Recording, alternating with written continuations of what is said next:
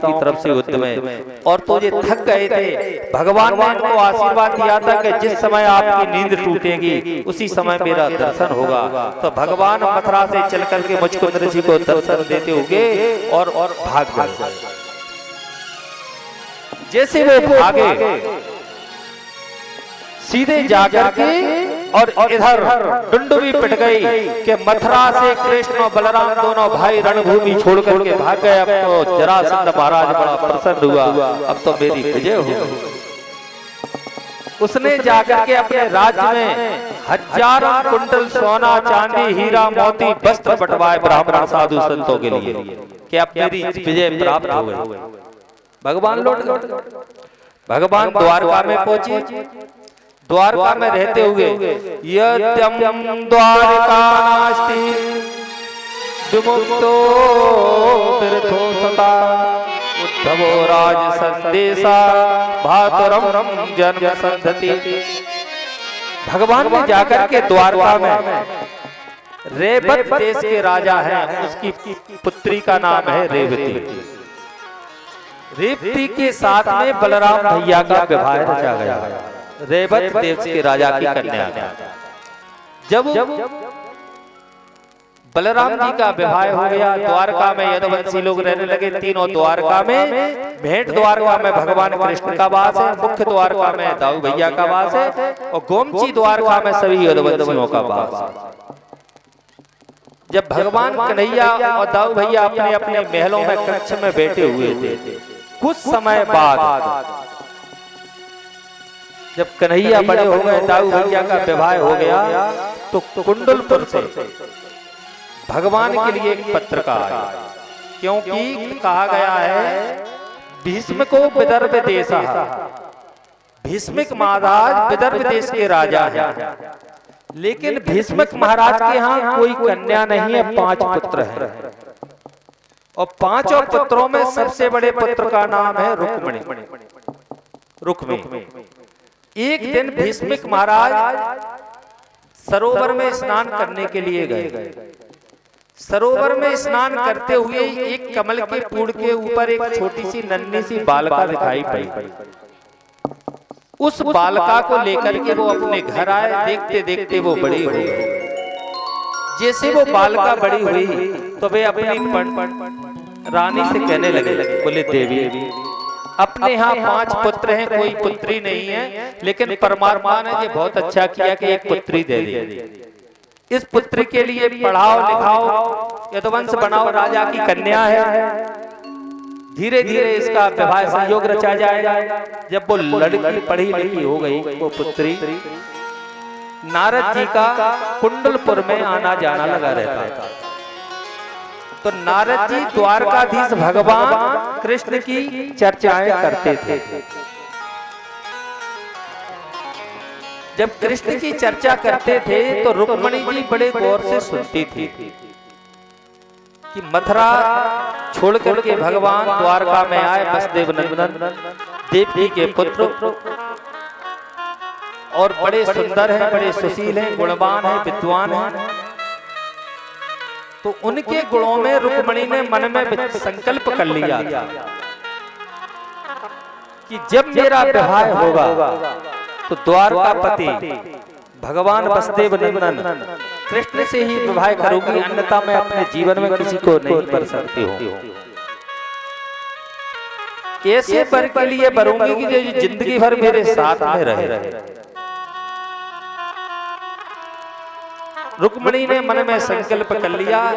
धीरे धीरे जब वो बड़ी हुई रुक्मिणी महारानी, तो भीष्मिक महाराज ने अपने बड़े पुत्र से कहा, रुक्मी से, बोले बेटा अपनी बहन विवाह योग हो गई, क्योंकि पुत्र जब बराबर का हो जाए तो पिता के लिए उससे पुत्र और पिता का नाता नहीं रखना चाहिए, उससे मित्र का नाता रखना चाहिए।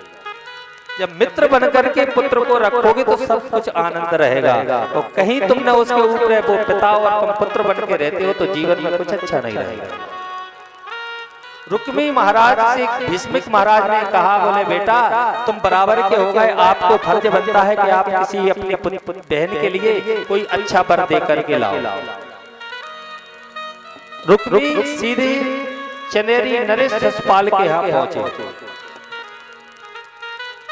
चनेरी नरेश शिषपाल के यहाँ पहुंच करके उन्होंने कहा कि कल परसों के दिन स्वयंवर है और स्वयंवर में मैं तुम्हारा विवाह रख रहा हूं। और विवाह बोले किसके साथ में?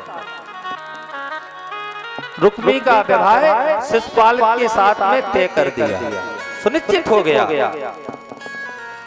तय हो गया। इधर रुक्मिणी के लिए पता चला कि मैंने तो अपने जीवन में कृष्ण के लिए बरा, मैंने दूसरे का संकल्प किया ही नहीं मन में, ये कहां शिषपाल के साथ में मेरा विवाह करना चाहती है। तो भाभी होती है ना बेचारी, ननंद के पक्ष में बोलती हैं, बोले ऐसा करो, शिषपाल की रुक्मी की घरवाली से कहने लगी, बोले बहन जब तुम कृष्ण के लिए चाहती हो, कृष्ण को वरदान देना चाहती हो, उनके साथ में विवाह करना चाहती हो, तो एक सुंदर पत्रिका लिख दो द्वारकाधीश के लिए।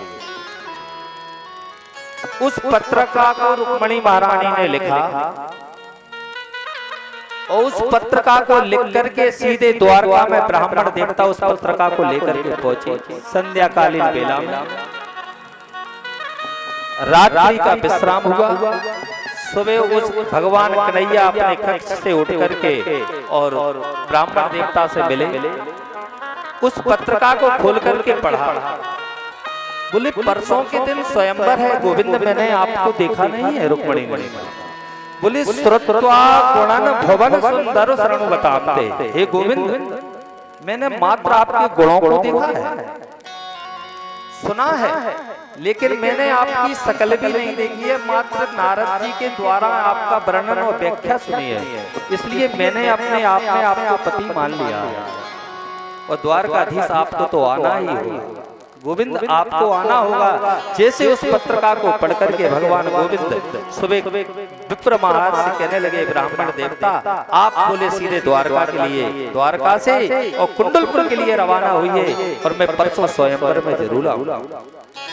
जब रुक्मिणी ने मुझे संकल्प किया है, परसों के दिन स्वयंवर में हजारों राजा महाराजा बैठे हुए, भगवान कन्हैया सुबह हुआ, परसों का दिन हुआ, अपने रथ को तैयार किया, अपने कक्ष से निकल करके बाहर आए तो दाऊ भैया ने देख लिया। बोले गोविंद कन्हैया कहाँ जा रहे हैं? तो कन्हैया कहने लगे, बोले वहीं जा रहे हैं। बोले कहाँ जा रहे हैं? एक बार कहा, दो बार कहा, बोले वहीं जा रहे हैं। पहले के जमाने में कई पुत्र के सगाई वाया जाए और माता पिता बड़ा भाई के सामने बड़ा शर्मता था। और आज का युग जो कलयुग में युग है, लड़का का 6 फुट का है और लड़की का 5.5 की है तो वो नहीं चलेगी, वो तो बराबर 6 की चलेगी। ये कलयुग का प्रभाव। जैसे कृष्ण भगवान कन्हैया रथ में बैठ करके और कुंडलपुर के लिए रवाना हो गए, गोविंद ने दाऊ भैया ने पूछा, गोविंद कहाँ जा रहे? बोले वहीं जा रहे हैं। भगवान दाऊ भैया समझ गए कि आज कुंडलपुर में स्वयंवर है, स्वयंवर में रुक्मिणी महारानी का आज शिषपाल नरेश के साथ में विवाह होना है, मेरा कन्हैया अकेला जा रहा। तो दाऊ भैया 10,000 सैनिक को लेकर के उस सैनिकों को पहुंचे। जैसे कृष्ण पहुंचे जहां स्वयंवर हो रहा था, 10,000 सेनिकाएं उनकी रुक्मिणी की सेवा में लगे हुए, सुरक्षा में लगे हुए। और भगवान कन्हैया जहां 10,000 सैनिक और सेनिकाएं सुरक्षा में लगे हुए और कात्यायनी देवी का मंदिर के पीछे भगवान अपना रथ लगा करके बैठे हुए। क्योंकि एक राजा महाराजाओं में एक परंपरा है कि विवाह से पहले कात्यायनी मंदिर जाते हैं। जब कात्यायनी मंदिर देवी का पूजन कर लेंगे जब विवाह कार्य होता है। तो रुक्मिणी महारानी को तैयार श्रृंगार करके और कात्यायनी मंदिर के लिए जा रहे हैं। और कात्यायनी के मंदिर में देवी है दुर्गा की मूर्ति, लेकिन उस दुर्गा की मूर्ति में भी गोविंद द्वारकाधीश कन्हैया दिखाई पड़ रहा। देखिए कई जाकी रही भावना जैसी और प्रभु रथ देखी तन तैसी। जैसी जिसकी भावना होती है उसी प्रकार से गोविंद उसको दर्शन देते हैं।